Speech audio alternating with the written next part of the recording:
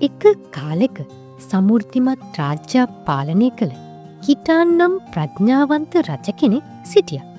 ඔහු ජනතාවට ජීවිතය ගැන කියල දෙන නිසාත් ධාර්මිකව රාජ්‍ය පාලනය කරන නිසාත් මිනිස්සුන් අතර ප්‍රසිද්ධව සිටියා. දිනක් රජුට තම රටවැසියන්ව පරීක්ෂා කරන්නට සිතුණ. ඉතින් නගරයේ කාර්ය බහුලම මාර්ගයක් මැද විශාල ගලක් තබන ලෙස ඔහු තම නිලධාරීන්ට අණ කළා. ඉන්පසු කිටාන් රජු ඇමතිවරු සමග සැඟව බලා සිටිය. පහුවදා උදේම ධනවත් වෙළෙන්දෙක් පැමිණියා. ඔහු තමන්ගේ මාර්ගය අවහිර කරන දැවැන්ත ගල දැකලා කලකිරීමෙන් සුසුමක් හෙළුවා.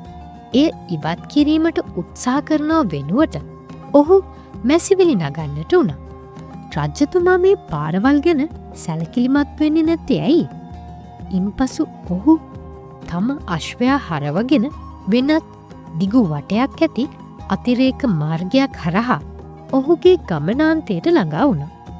ටික වෙලාවකට පස්සේ වෙනත් වංශාධිපතියෙක් පැමිණියා.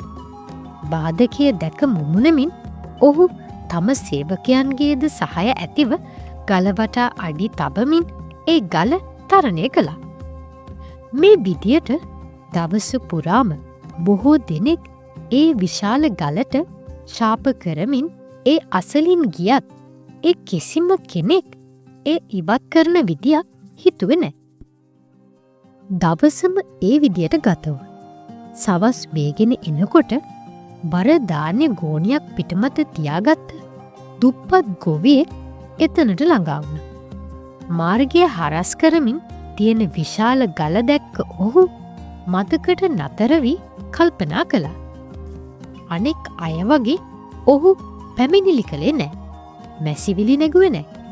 ඔහු තම ගෝණිය බිම තියලා ඒ ගල තල්ලු කරන්න පටන් ගත්තා. එය ඉතාම දුෂ්කරයි. ඒ ගල විශාලයි, ගොඩක් බරයි.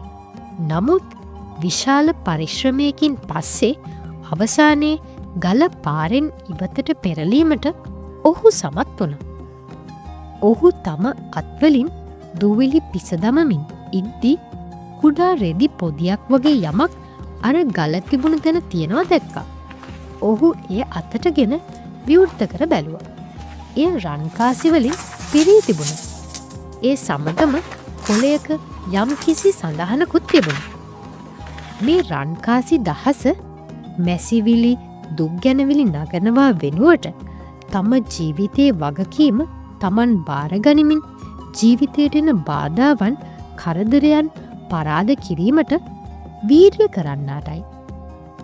මේ සිදුවීම් සියල්ලම සැඟවිලා බලා හිටපු රජතුමා තමන් සැඟවිලා හිටපු තැනින් පිටතට ඇවිත් ගොවියාට ප්‍රශංසා කළා.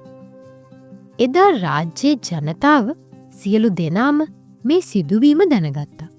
ඔවුන් ඉතාමත් හොඳ පාඩමක් ඉගෙන ගත්තා. Those who face difficulties with determination are the ones who find hidden opportunities in them. අධිෂ්ඨානශීලීව අභියෝගවලට මුහුණ දෙන අය ඔවුන් තුළ සැඟවුණු දක්ෂතා අවස්ථාවන් සොයා ගනී. ඔබ මොහොතක් සිතන්න. ජීවිතයට අභියෝග එන්නේ අපිව නවත්වන්න නෙවෙයි. ඒවා තියෙන්නේ අපිව ශක්තිමත් කරන්න.